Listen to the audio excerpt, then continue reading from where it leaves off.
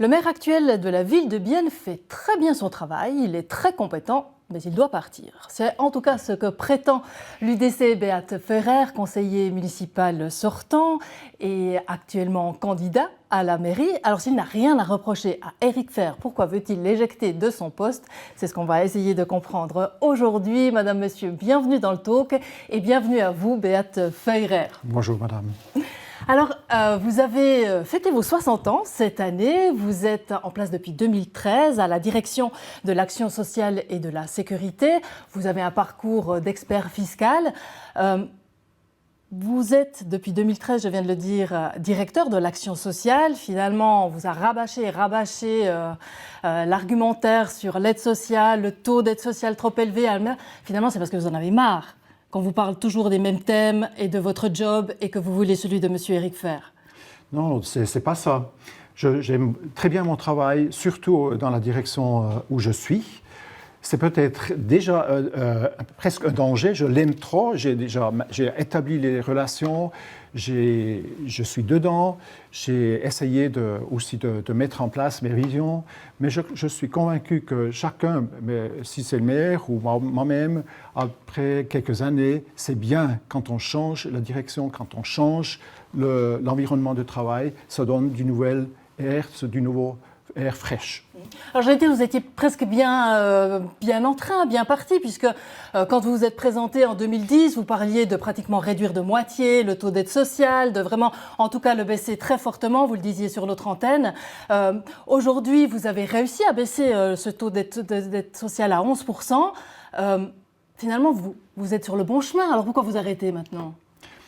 C'est pas que je veux arrêter, je veux juste aller dans une autre direction parce que je crois qu'une autre personne qui me suivra dans cette direction peut revenir avec d'autres idées, avec d'autres aussi visions qui sont aussi bien. C'est pas juste les visions d'une personne qui compte. Donc ça veut dire que vous êtes un peu épuisé là, à ce poste-là. Vous n'en pouvez plus. Franchement, vous n'en pouvez plus. Mais vous savez, si on va dans la mairie ou dans une autre direction du conseil municipal, il faut aussi s'investir, alors on peut et on doit pouvoir, et j'ai aussi envie. Mais on le sent chez vous, c'est un peu une question de principe. Il faut changer pour changer, mais c'est un peu court comme argumentaire. Non, je ne crois pas. Si vous regardez aussi dans l'économie, là, ça se passe aussi. Et même pour l'élection du président des États-Unis, là, vous avez aussi une limitation à 8 ans. Et ce n'est pas pour rien. C'est effectivement parce qu'on croit, et on a aussi cette expérience dans l'économie, dans le domaine politique, que des nouvelles personnes, des nouveaux esprits, des nouvelles idées, ça aide pour repousser la politique, pour relancer aussi quelques thèmes. En même temps, vous avez un drôle d'argument, c'est celui qu'on voit sur vos affiches de campagne, où on voit en veste en cuir, en train de vous montrer les muscles. Alors c'est ça votre argumentaire, montrer les muscles plutôt que la tête ? C'est un peu provocatoire ce que vous dites. Les muscles, c'est une image symbolique pour dire la ville de Bienne devrait devenir plus fort. Il faut rendre la ville de Bienne plus fort. Et puis, il faut aussi mener une politique qui aide à renforcer la ville de Bienne. Donc, vous estimez qu'elle est trop faible aujourd'hui ? Je crois effectivement, quand vous comparez avec d'autres villes, et aussi le pouvoir fiscal, le moyen citoyen de Bienne paye à peu près la moitié de ce qu'un moyen citoyen de la ville de Berne paye comme impôt. On n'a pas assez de contribuables qui payent beaucoup d'impôts, et c'est ce qu'on a besoin pour la ville de Bienne. En même temps, vous êtes au conseil municipal depuis 2013, M. Feurer, et la ville de Bienne n'est toujours pas assez forte. Donc, qu'est-ce que vous n'avez pas bien fait ? C'est le devoir du conseil municipal à son ensemble de travailler pour améliorer cette situation. Donc alors, c'est la faute aux autres qui n'ont pas bien bossé ? Je veux et je ne peux pas critiquer le conseil municipal parce qu'on a effectivement le principe de la collégialité, mais je crois qu'il faut continuer de réfléchir, de travailler dans cette direction. Je ne dis pas que le conseil municipal actuel n'a rien fait. On a déjà préparé beaucoup de choses avec le campus d'innovation Switzerland qui va s'installer, avec la planification du campus du canton de Berne qui va être plantés ici dans la ville de Berne, c'est effectivement des aspects très très forts et aussi importants pour notre ville. Ça veut dire que vous n'avez pas pu pousser certains projets que vous avez ou certaines idées que vous avez au sein de ce conseil municipal-là, actuel, qui va peut-être être renouvelé puisqu'il y a deux démissionnaires et évidemment vous devez tous être réélus, les sortants. Quels sont ces dossiers au fond que vous n'avez pas pu mener ou faire valoir votre voix pour qu'on aille assez de l'avant ?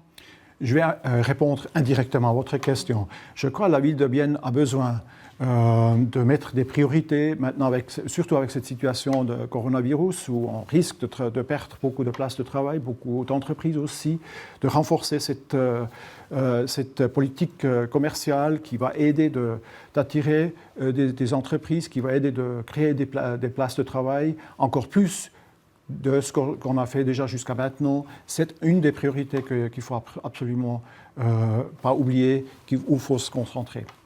Alors vous l'évoquiez tout à l'heure, que vous vouliez attirer les bons contribuables à Bienne, ça veut dire, on va dire, l'homme célibataire avec à peu près 170 000 francs de salaire annuel net, qui est bien tranquille et bien propre sur lui. Et pour les familles, qu'est-ce qu'on fait ? Vous pouvez aussi parler des femmes célibataires qui gagnent... Aussi des femmes célibataires, évidemment, bien sûr. Pour les familles, on fait déjà beaucoup. Effectivement, je crois que c'est très important d'attirer des bons contribuables si ce sont des personnes célibataires ou des familles, ça ne joue pas vraiment une rôle. Mais pour l'instant, pour les familles, ce n'est pas très aisé d'être, en tout cas modeste, ce n'est pas facile d'être à Bienne. Non, par rapport aux autres cantons romans, par exemple. Non, je crois que même le contraire. Pour les familles, on en fait déjà beaucoup. Il y a aussi des locations assez bas, si vous comparez avec d'autres villes. Alors, on trouve comme famille des appartements bien bon marché sur la place de Bienne et aussi d'autres prestations qui sont très bien établies, comme par exemple aussi... ce qu'on vient d'introduire au niveau cantonal naturellement, mais aussi dans la ville de Bienne, les bons de carte pour les enfants. Alors avec votre parti, le programme, c'est évidemment de pouvoir garder des places de parc, par exemple, pour améliorer l'attractivité du centre de la ville, mais c'est aussi enlever tous les millions que l'on donne à la culture. Ces millions-là, ils sont désormais superflus ?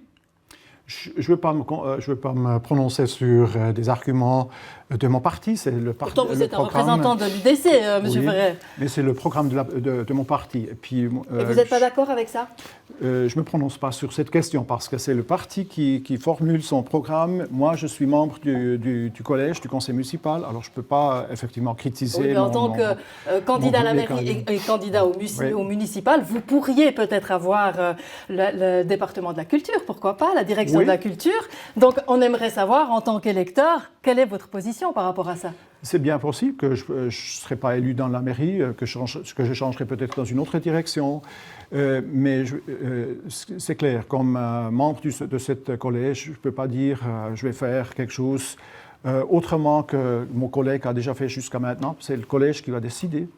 Et puis là, je peux pas. Je suis pas candidat comme les autres qui ne sont pas encore dans ce conseil. Alors, je suis un peu limité avec ce que je peux dire ici, mais je crois quand même c'est très important d'avoir les priorités d'un côté, mais de ne pas oublier les besoins d'autres personnes. Alors, la culture, pour moi. Ça, je peux vous dire. Pour moi, elle joue un rôle. J'aime aussi aller dans les concerts, par exemple, qui sont ici ouverts pour le public. Je suis aussi consommateur de la culture. Alors, toute dernière question, M. Ferrer, très rapidement. Je l'ai dit en tout début, vous avez fêté vos 60 ans cette année. Ouais. C'est bientôt la retraite, dans 4 ans peut-être. Donc, si on vous élit, c'est pour très peu de temps.